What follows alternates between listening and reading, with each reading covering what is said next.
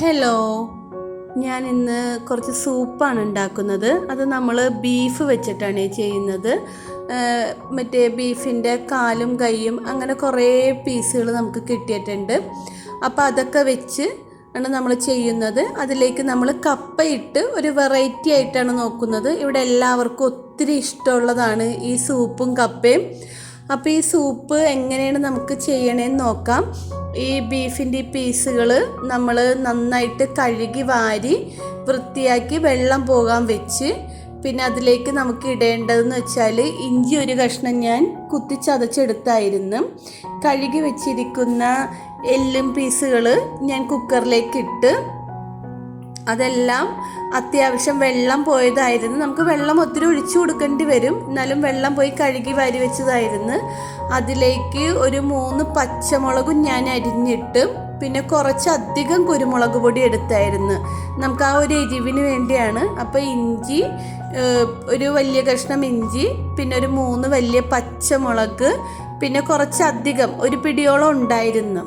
അത്രയും കുരുമുളകും ഞാൻ നന്നായിട്ട് കുത്തിച്ചതച്ചെടുത്തായിരുന്നു. അപ്പോൾ ഇത് 3ഉം കൂടെയാണ് ഇട്ട് കല്ലുപ്പും ഇട്ട് നമുക്ക് കുറച്ച് വെള്ളം, അതായത് ഇറച്ചിയുടെയൊക്കെ ഏതാണ്ട് ഒപ്പം നിൽക്കുന്ന പാകത്തിലാണ് ഞാൻ വെള്ളം വെച്ചത്.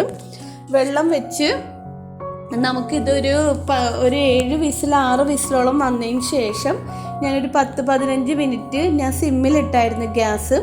അങ്ങനെ ഇടുമ്പോഴേക്കും ഇത് ചെറുതീയിൽ കിടന്ന് അത്യാവശ്യം അതിൻ്റെ ഉള്ളിലെ മജ്ജയും ഇതും എല്ലാം നന്നായിട്ട് പോന്ന വിധത്തിൽ നിൽക്കും. നല്ല സോഫ്റ്റായിട്ട് വരും. മാംസവും ഇതുമൊക്കെ അങ്ങോട്ട് നന്നായിട്ട് നമുക്ക് കടിച്ച് തിന്നാൻ പറ്റുന്ന പാകത്തിലേക്ക് എത്തും.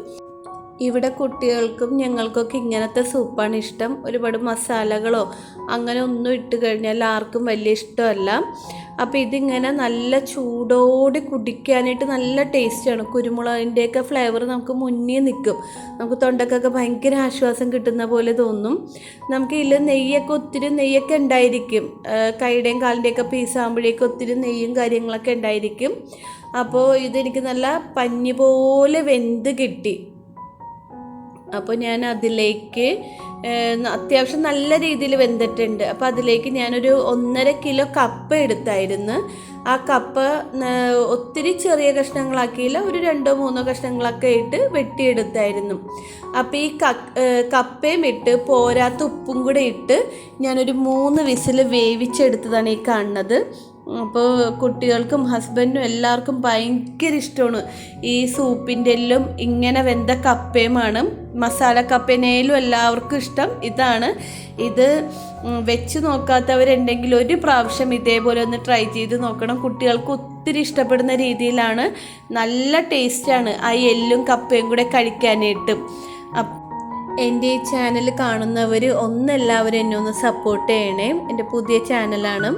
അപ്പോൾ എല്ലാവരും ലൈക്കും സപ്പോർട്ടും എല്ലാം ഞാൻ ഒത്തിരി പ്രതീക്ഷിക്കുന്നു. Okay, thank you.